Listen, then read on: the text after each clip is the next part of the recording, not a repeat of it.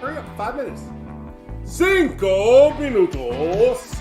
Esta noche es muy caliente.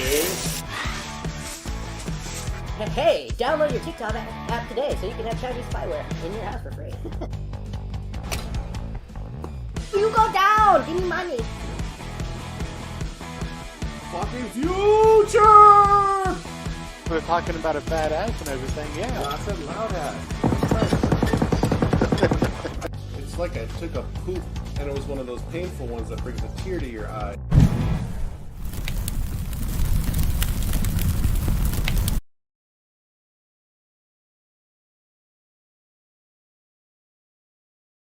Just trying to find the right music. Just trying to find the right music. Just trying to find the right music to get myself a strike. Yeah, that's what we're doing. We try to find something to get ourselves a strike. Let's see here. What do we want to listen to?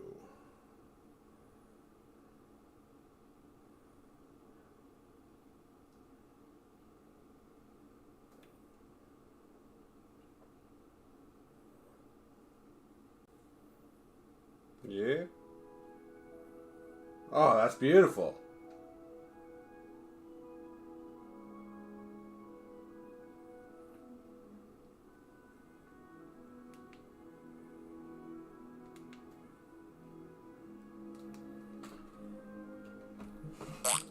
Oh, yeah, it's time to break in this new mug, but not break it.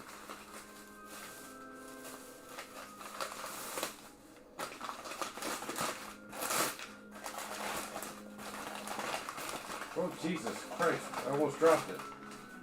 That's not good. Don't be dropping it. Well, you know what? I think I might have to wipe it down a little bit.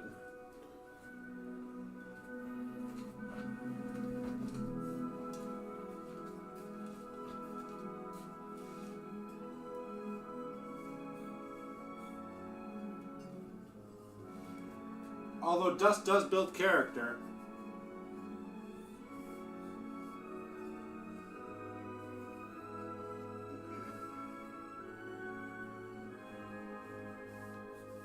And then, oh well, that's as wiped as it's gonna get.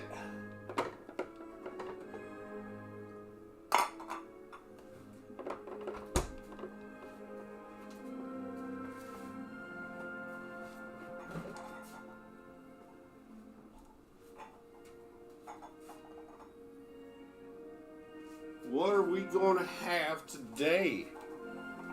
Oh, there's a cup for water.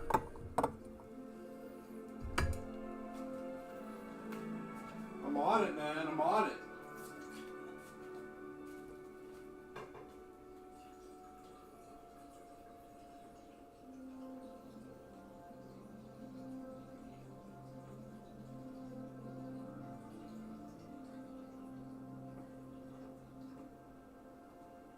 Oh, fuck me. Oh.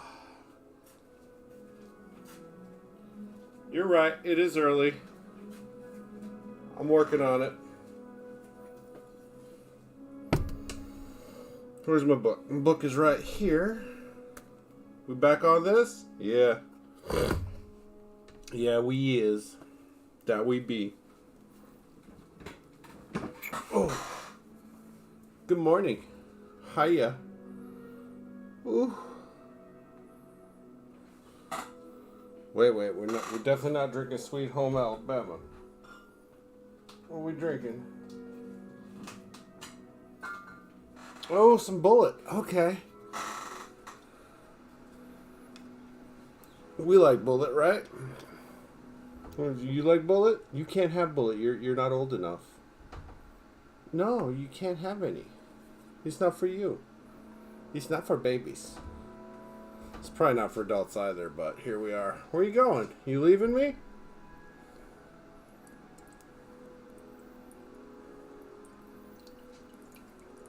Yum. When was the last time you had Bullet? When we first met? Where you going? Come here. I'm not gonna have the doggo cam with no doggo on it. I don't know where the hell you think you're going. Lay down, baby. Lay down. There you go. There you go, baby. Oh, well, everybody, meet the newest addition to my somewhat eclectic mug collection. You might recognize them from a certain Disney movie that didn't totally suck. Before, you know, the message was more important than originality and creativity and, you know, the movie and entertainment was more important than, you know, the message. Miss those days.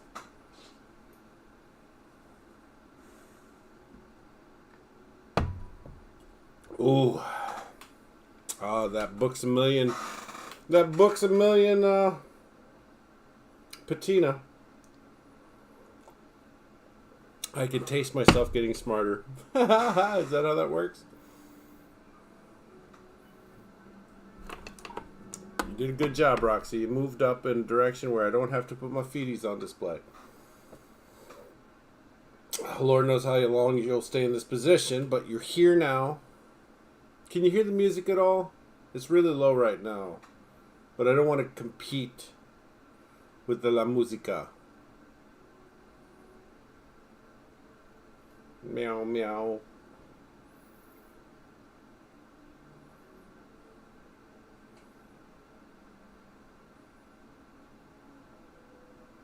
I think the AC is sounding louder than the music is right now.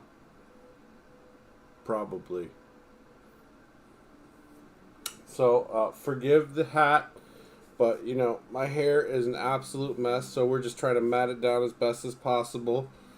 And, you know, I don't want to get accused of cultural appropriation and, you know, wearing a do-rag, even though its purpose is to mat down the hair and whatnot. I'm not rocking them waves, so, you know. Grease it up, baby! Look, there was a time and place.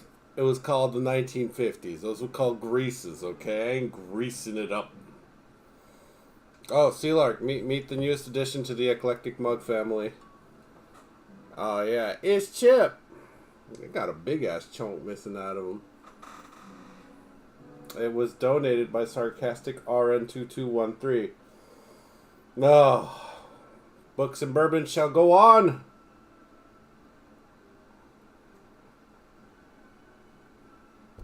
Who knows? Maybe some of you will have gotten sick of seeing my pink Hello Kitty mug, which was also donated by Sarcastic RN. I don't know. There's something about drinking whiskey out of a cartoon character mug. Well, technically this is rye, and I don't know where rye falls into the category of whiskey. I mean, it's bourbon-esque, but spicy. I'm over here just drinking straight whiskey. Like, calm down, psycho.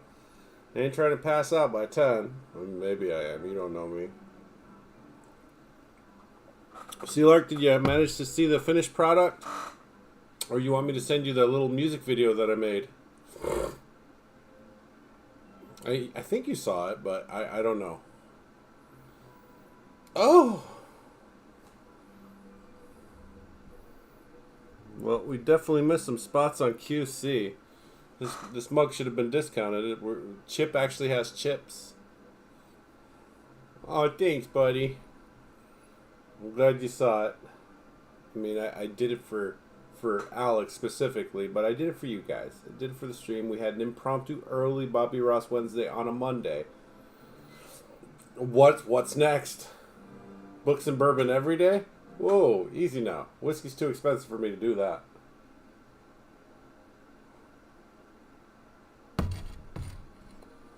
Although it would make it easier on me.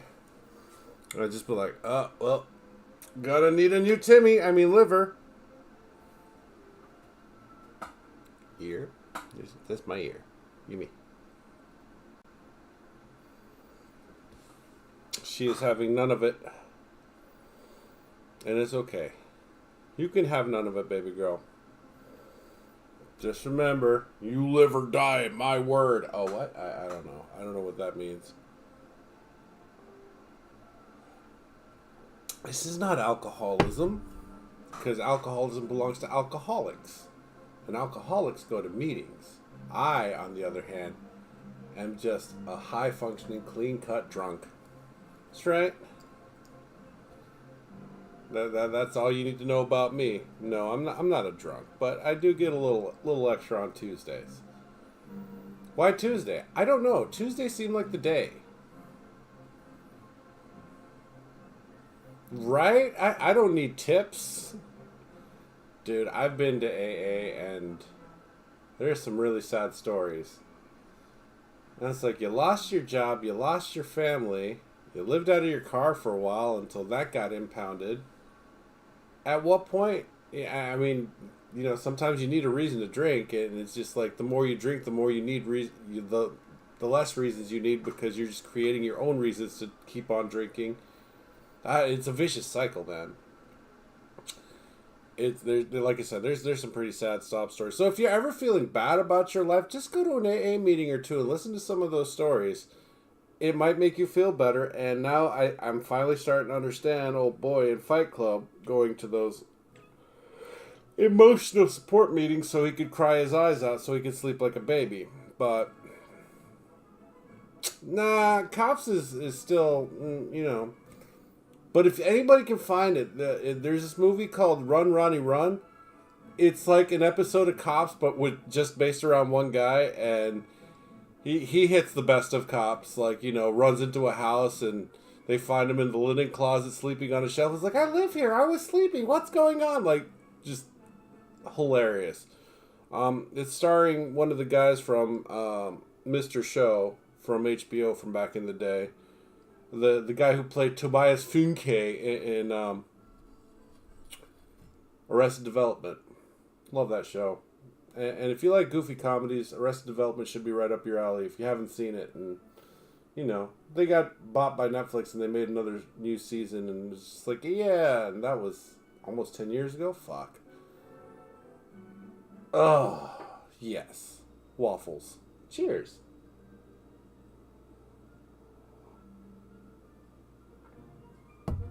So the question is, are we ever going to read a book? Probably.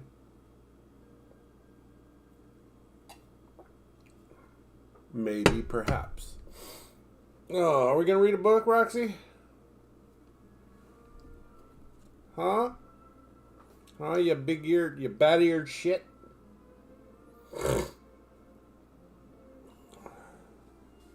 Oh. So you're going to go to Dallas? You gonna visit me on the in-between during the move? We ain't getting any skinnier or younger. Dog biscuits, no biscuits. Oh, look at that little cute little baby.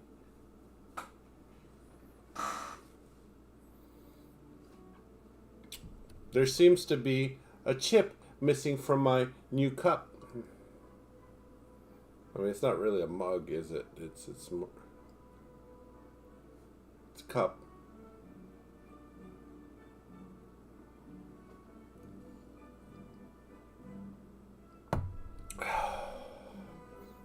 Ah, buonasera, Matthias el Animador.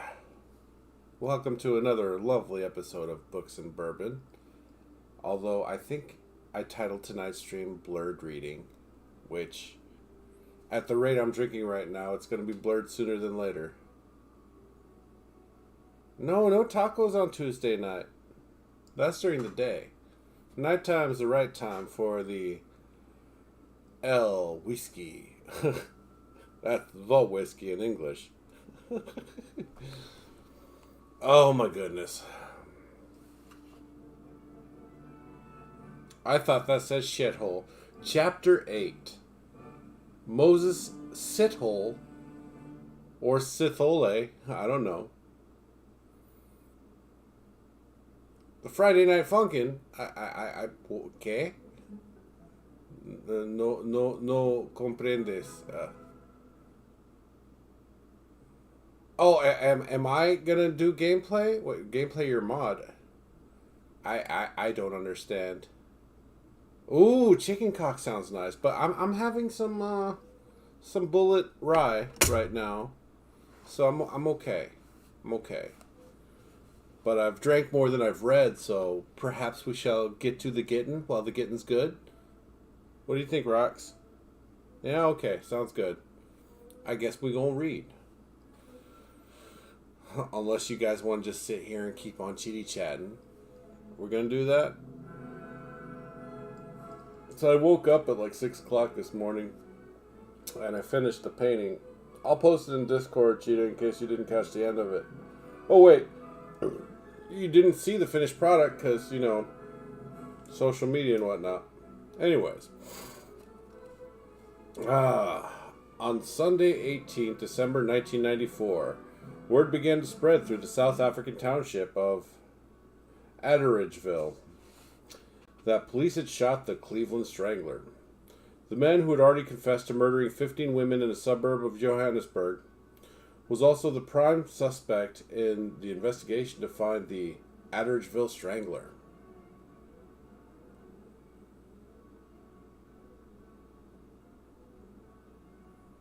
Try a mod that you're working on the game Friday Night Funkin'.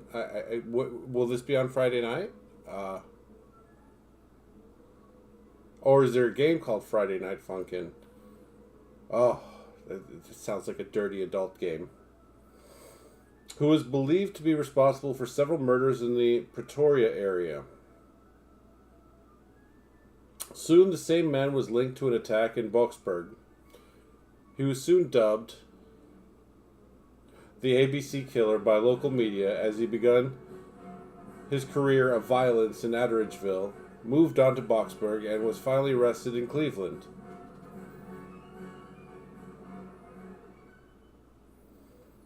The suspect had agreed to guide police to the spot where he had left the body of one of his victims.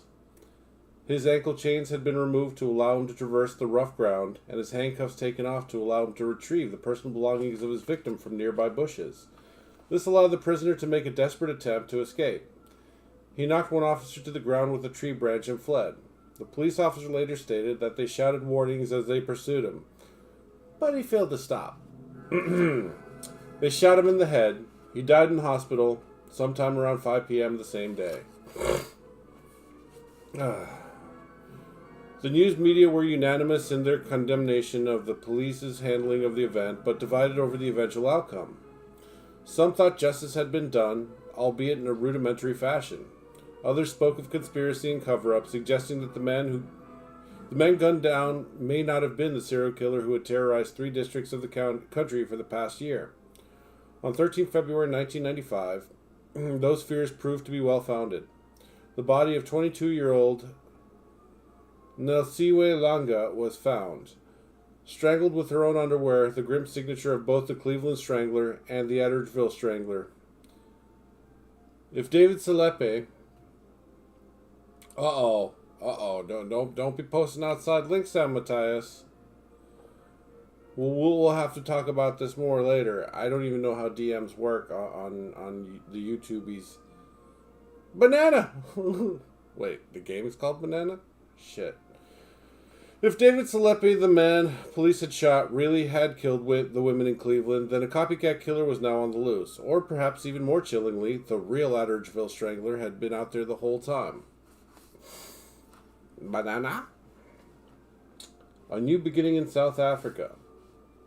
The Rainbow Nation of post-apartheid South Africa was formed after the first fully democratic elections in 1994.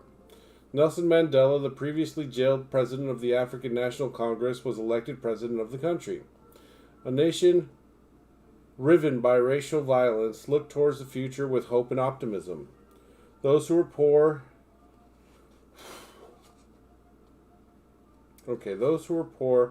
young and black were the ones with the brightest dreams, suddenly offered the promise of a future of freedom, peace, and prosperity. This was exactly the demographic that would be preyed upon by the Atteridgeville Strangler. Man, not only was he a serial killer, but he was also a racist? Gasp. That's just like the worst kind of serial killer other than the child ones, but I digress. He would exploit their youthful enthusiasm and desire to better themselves in order to lure them to their deaths. By the time he was caught, As many as 40 victims would lie rotting under the fierce African sun in the velds outside Pretoria and Johannesburg.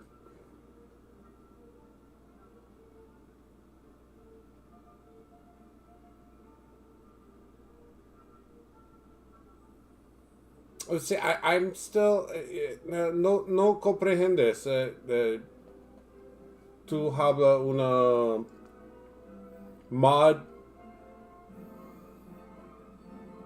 I got nothing, bro.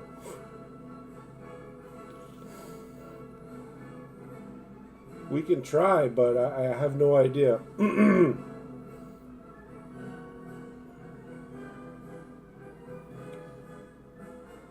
In 1993, just as the new South Africa was starting to emerge, Moses Sithole was stepping out from the notorious Pretoria Central Prison. For the first time in 4 years, he was a free man. Sithole had been picked out at an identity parade in 1989 by a woman who claimed she had been raped. He was sentenced to 7 years for the crime, though he always protested his innocence. He would later claim that it was this injustice that led him to wreak revenge on South African society, and he even went so far as to claim that he selected his victims because they resembled the woman who had made the allegation against him.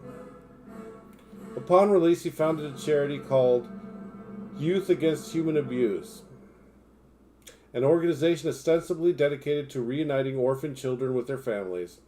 It was exactly the sort of organization that would flourish in the spirit of truth and reconciliation that was prevalent at the time.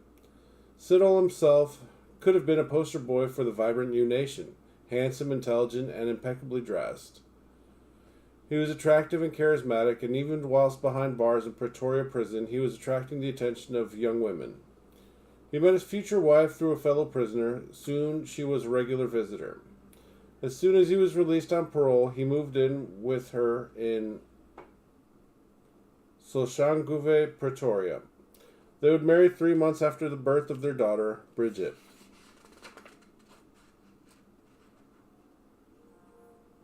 I would like to be a mountain so they could hit me with a mower.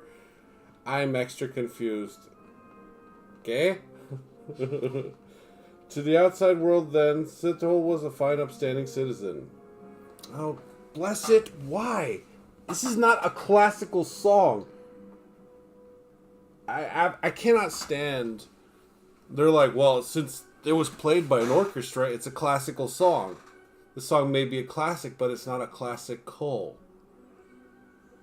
I can't stand this playlist. It's stupid. For the first time, okay, blah blah. Lay down. What you doing? Where you going? No, don't go that way. Come here. Hey, come here. Come here. I swear for God, dog, you do this shit on purpose. It's okay. Still love you.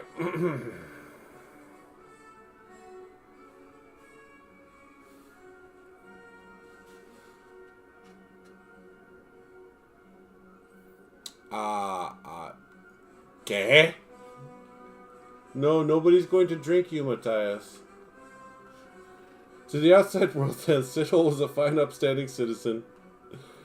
The Youth Against Human Abuse organization held meetings in a local school discussing how to prevent abuse against children and women.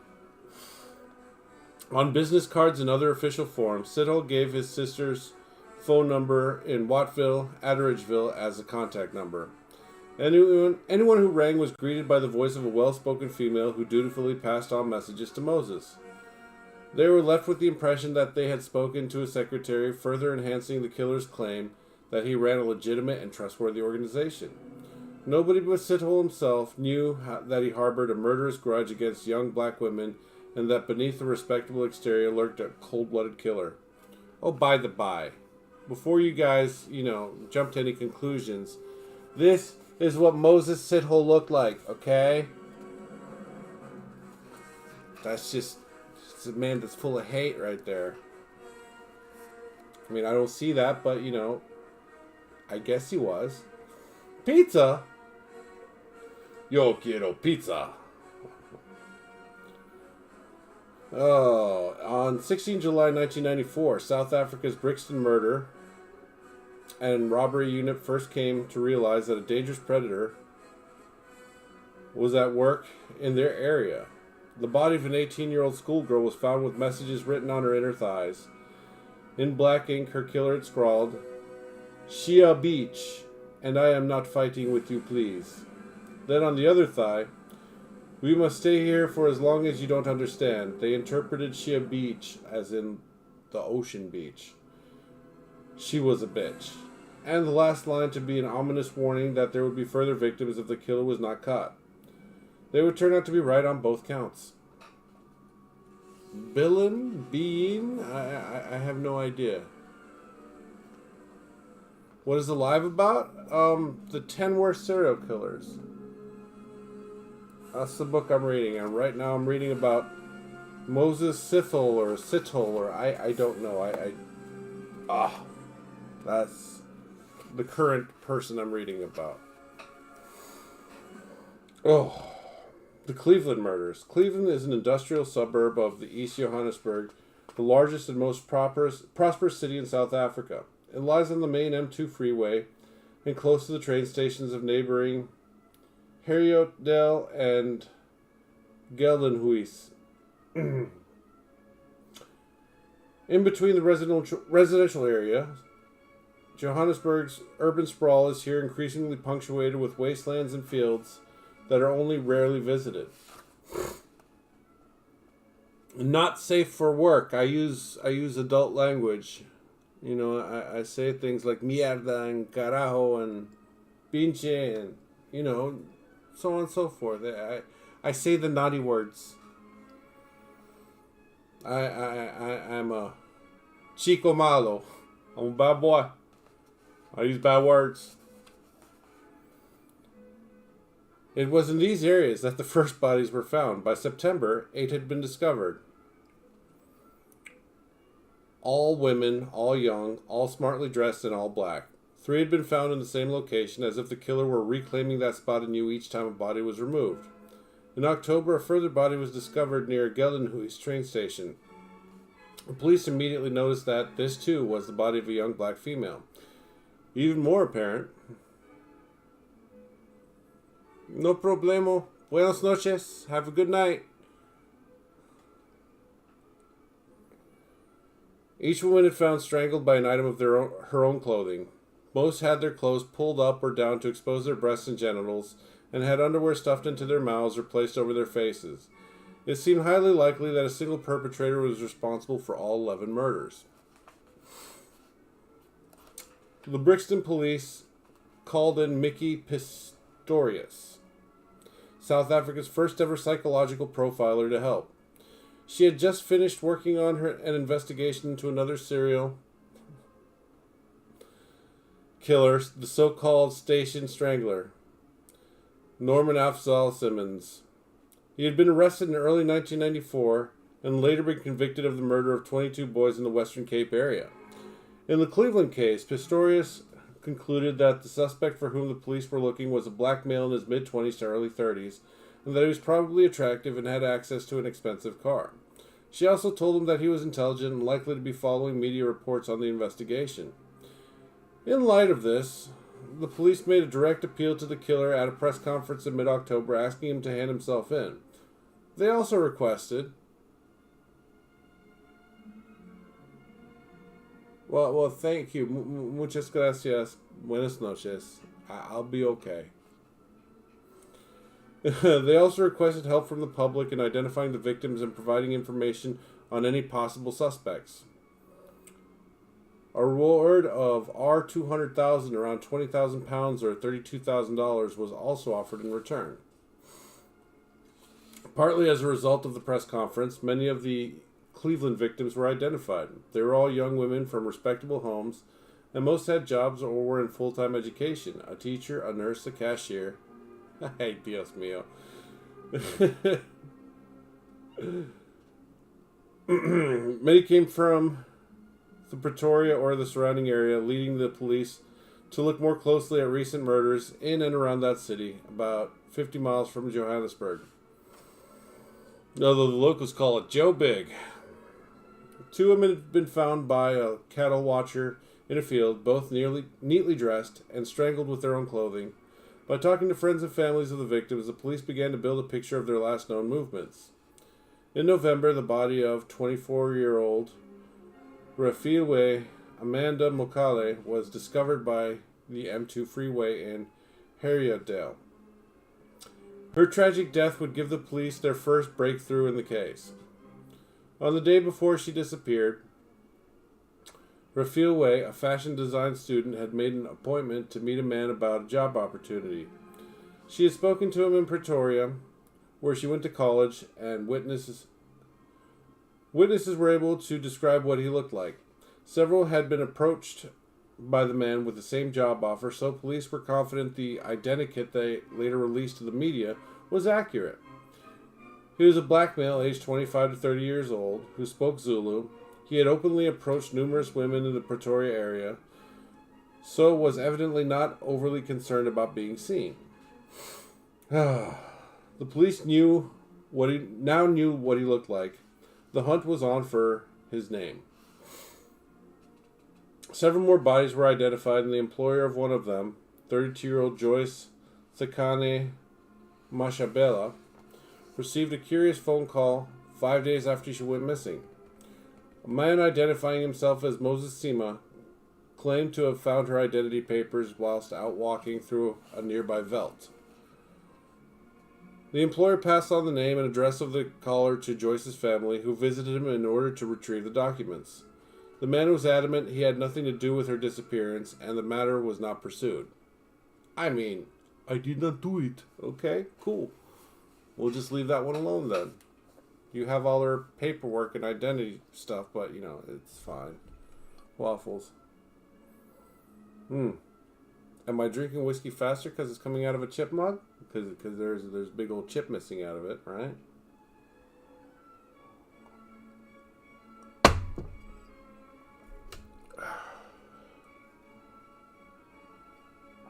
It was at this point that police arrested David Abraham Selepe,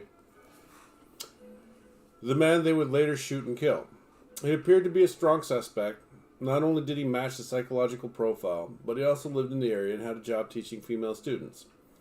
In addition, a woman had contacted the police to say David Selepe had offered her a job, but then attempted to rape her. Selepe had recently fled to the neighboring country of Mozambique, where the police managed to corner him and arrest him. In the boot of his Mercedes-Benz, they found newspaper cuttings relating to the Cleveland murders and shoe prints that suggested that someone might have been locked inside the car in the recent past. What must, at the time, have seemed like a great policing success soon turned into a public relations disaster, however. Selepe's death at the hands of the police led to numerous conspiracy theories, and to this day it is unclear just how involved he was with the Cleveland murders. Although he confessed to 15 killings, he could not lead the police to any remains they did not already know about. He claimed to have two accomplices working with him, one called Tito and one called Mandla. The only man of the latter name who could be traced was already in prison, so he had a perfect alibi. The man named Tito volunteered DNA samples that failed to match any found at the crime scenes. Any lingering hope the police had of any early resolution to the case evaporated with the discovery of a new body on a patch of veldt near Village Deep, around 6 miles outside of Cleveland. I hope you guys know we're talking about Cleveland in the South Africa, Johannesburg type area, right? You're not thinking Cleveland, Ohio like I did because I'm a dummy? Well, I hope not. Be better. Oh, look at that pupper. All that toe licking. You better cut that out. Yeah. Pretty girl. Oh. Now, Siwe Langa, 22, had been strangled with her own underwear and left with her smart clothes pushed up above her waist. The hallmarks of the Cleveland and Pretoria killer were obvious to the investigation team. Their killer had struck again, and very soon afterwards, word reached them from the township of Areridgeville, south of Pretoria. Bodies had begun to be found there too, and the modus operandi of the killer was once again similar. Alright, guys. I'm going to need a refresh from you because I know you didn't all leave me. But anyways, if you guys aren't here, how many more pages have we got of Moses' shithole? Oh my god, there's so many pages. 152 more. 7 more pages, my gosh. Yeah, I think it's going to be another short one at this rate. I could end it now, but then I'll have to reread some stuff, and I don't want to do that.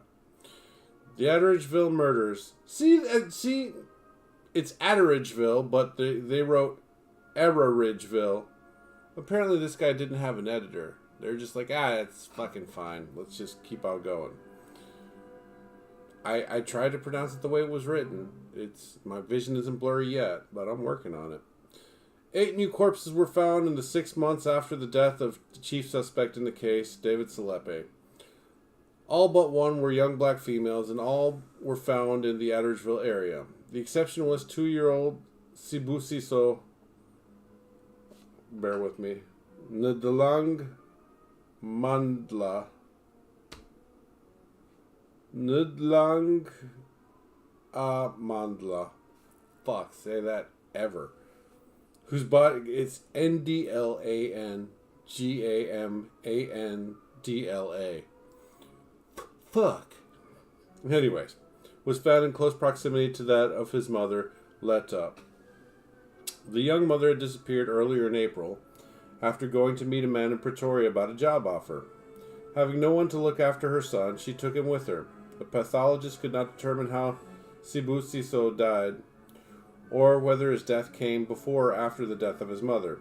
He had a bloody bruise on his head, and might have died of exposure.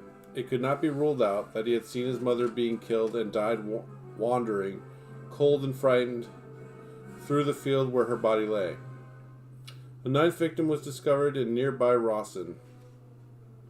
Police were puzzled by the fact that some of the victims had not been bound, yet others had their hands tied in front of them, and others still had their hands tied behind their backs. As the police struggled to work out which cases were related, the grim regularity of fresh discoveries of bodies continued into the summer. Despite the massive media coverage and the widespread publication of the identikit picture, police were no closer to catching the killer. They turned to the famous retired FBI criminal profiler Robert Ressler for help. He was a veteran of dozens of such cases and was first to coin the English term serial killer. In 1985, he founded the FBI's Violent Criminal Apprehension Program, a nationwide database for tracking serial killers. Well, a nationwide database isn't going to help anybody if that nation is the U.S. and you're in South Africa, but go on. They didn't imply which nation, but since he's part of the FBI, you would assume it's the United States of America.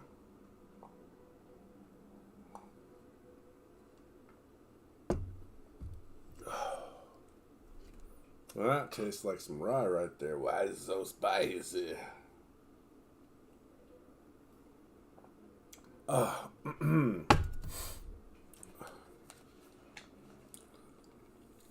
From his base at the Holiday Inn in Pretoria, Ressler's first job was to try to untangle the mystery of David Salepe and the second killer, who remained on the loose.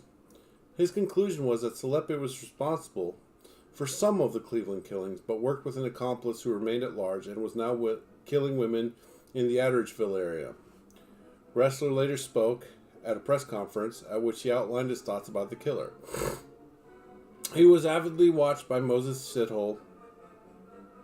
I really want to say shithole, but it's Sithole. Anyways, who later remarked he thought Ressler talked shit.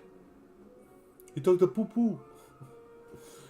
Inspector Vivian Bealt also called on the expertise of Scotland Yard in London, the FBI and Interpol, as well as consulting entomologist Dr. Mervyn Mansell of the Agricultural Research Council in Pretoria. Bealt wondered if the maggots feeding on the corpse could help identify the precise time of death, and Mansell confirmed that in certain cases they could. On 17 September 1995, Mansell was asked to put that theory into practice when police found another body in a field at the Van Dyck mine near Boksburg, just over an hour's drive south of Pretoria. As he packed his bag to leave, he received a second call from Inspector Bealt. It was not one body, he was told, but 5. By the time Dr. Mansell arrived at the scene, that number had doubled again. It was the most horrific discovery thus far.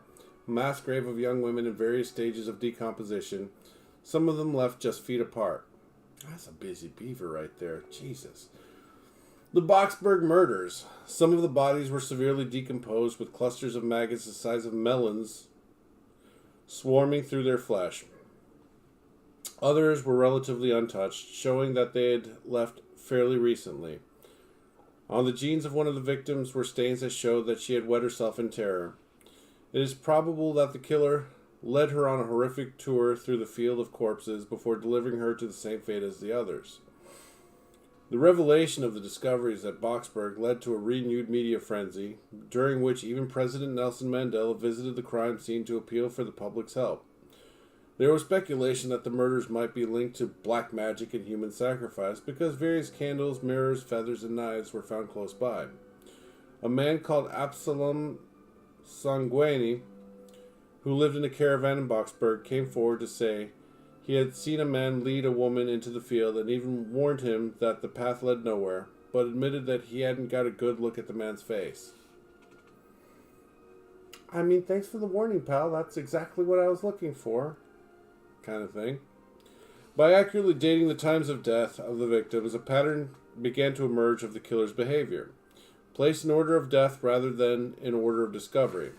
It became clear that the serial killer had refined his method over time, moving from first not tying up his victims to tying them with their hands in front of them, then more recently tying them with their hands behind their backs. The first victims were throttled. Later, the murderer progressed to strangling them, using increasingly sophisticated methods to control precisely how long they took to die. The last of his victims were fiendishly tied so they would eventually strangle themselves as they struggled to be free. Sidhull was now horribly expert in the practice of all his... In practice, and his murders had evolved to a new level of sadistic evil. He had become contemptuous and arrogant, no longer bothering to even conceal the bodies of his victims, and dumping 10 of them within the same 300-meter radius. The confidence was misplaced, however, and ultimately led to the killer's capture. A handbag found at the Boxberg crime scene was traced to one of the victims, Amelia Rapodile. Her family told the police that she had arranged to meet a man about a job offer on the day she disappeared. They also remembered the man's name. He was called Moses Sidhull. The manhunt. Sidhull was not at his home address. He and his wife had separated on 31 July 1995 after a heated argument over school keys. The school where Sidhull held his Youth Against Human Abuse organization had requested the keys, but for reasons unknown, Sidhull had taken them and held onto them. Perhaps there was something at the school that Sidhull didn't want anyone to find. At any rate, he became enraged, and when his wife criticized him, packed his bags and left. Oh, so he left. Okay. Cool. Sidhull's sister, Quasi, hadn't seen him for weeks either, but the police would soon be on Sidhull's tail. He was by now spiraling rapidly out of control and was in no mood to keep a low profile. Just a week after the media frenzy in Boxberg, Sidhull killed 20-year-old Agnes Sibongile Mubuli and dumped her body at Kleinfontein train station a few miles east of Boxberg. On the day that her body was found, Sidhull decided it was time to make direct contact with the press. Townsend de Beer, a reporter at the Star newspaper, was the one who took the call. A man who called himself Joseph Maguena stated that, "I'm the man that is so highly wanted." He claimed he planned to surrender and gave details about the crimes that only the killer would know. De Beer notified the police, who arranged to record the calls and encouraged the reporter to try arrange a meeting with the caller. Though the meeting was set up, the police failed to catch Sidhull, in part due to officers blundering into the meeting zone without realizing an undercover operation was underway. The investigators decided to go public with Sidhull's name and photograph, which was soon emblazoned on the front page of every newspaper in the country. With the heat on him, Sidhull contacted his brother-in-law to ask for help. In particular, he wanted a gun in order to defend himself from the pursuing police. I mean, sounds fair. His brother-in-law, Maxwell, agreed to meet Sithole at the Mintex factory in nearby Benoni, where he worked, in order to hand over the requested firearm. Then he telephoned police. Man, if you can't trust family, who can you trust? I just need a gun for the police. Sithole almost escaped the trap laid for him a second time.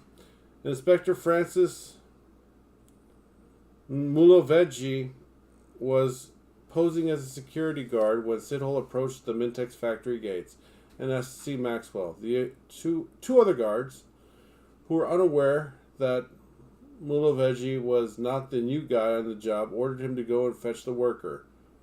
But Muloveji refused because he didn't want to let Sithole out of his sight. What happened next is open to dispute, according to Muloveji. Sithole was spooked and suddenly ran. When Muloveji caught up with him, Sithole came at him with an axe, and so the police officer shot him in the stomach and leg. Sithole maintained in court that he was shot without warning at the factory gates. Whatever the real truth, the police finally had their man. He was taken to Glenwood Hospital in Benoni, operated on, and placed in police custody, and recovered. Oh, wait. Custody once he had recovered. Excuse me. Maybe the whiskey's catching up. Woo woo.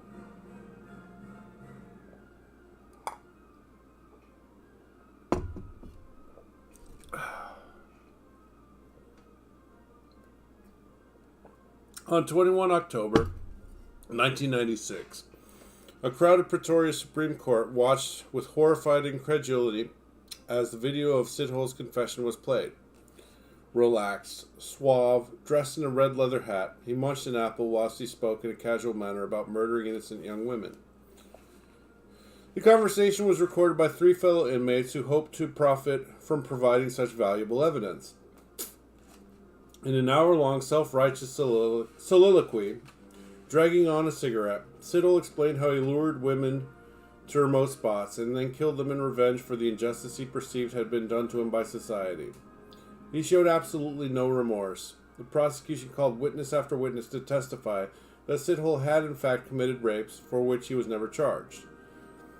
They then moved on to the harrowing details of the murders themselves. Sithole was charged with killing 37 women and the 2-year-old toddler Sibusiso Nadal Langamandla. I'm so sorry if I'm butchering that, Normally I'd make a terrible joke, but yeah, I mean, that's a 2-year-old, man, for crying out loud. Anyways, in addition, he faced 40 counts of rape and 6 of robbery. He pleaded not guilty to all charges. He stared calmly at the dozens of young women who testified that Sithole had offered jobs to their friends and family members shortly before they disappeared. With so many crimes to prosecute, the trial dragged on for over a year. My gosh. Inevitably, finally, Sithole was found guilty on all charges.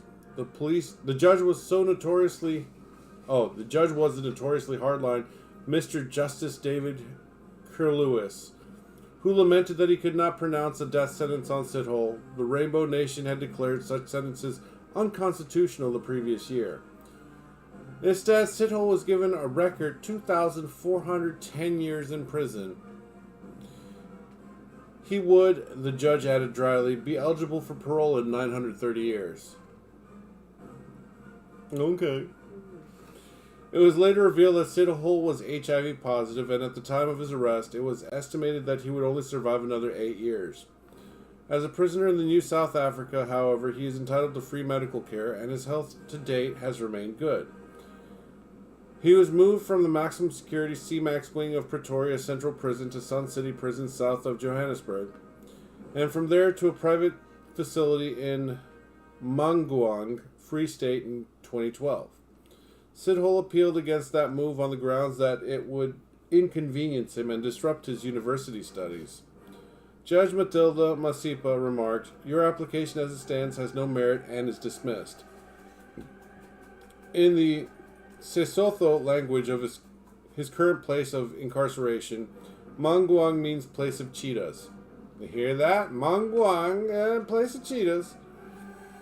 It was taken over by the Department of Correctional Services in 2013 after the private contractors, G4s, were found to have used uncertified staff.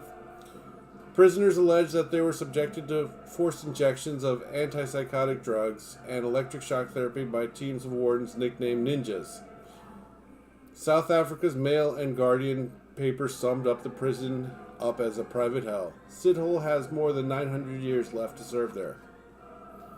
Wow. What a shithole that guy was, huh? Anyways, I think I've had enough. How about you guys? Not a single comment, nothing, and that's okay. Dogs, save that action for only pause. Stop it! Jesus, you just licked a wet spot on that damn bed of yours. You little weirdo. No. Shithole was kind of rough, but that's not why I'm ending it. I'm ending it because I'm just not feeling it, brother. Just not feeling it. And this is supposed to be a popular night. What did we hit, a peak of 6? I mean, it's cool and all, but I'm not 100% sure if I'm feeling like doing art tomorrow. We shall see. Anyways, you guys have a wonderful night, and I will see you tomorrow regardless of me painting or doing whatever, or playing PUBG, or once again, whatever. I will talk to you guys soon, tomorrow night, and deuces! 8:30, 9 o'clock Central. We'll be doing a thing as a scooch and a scooch. Good night and goodbye. See you guys.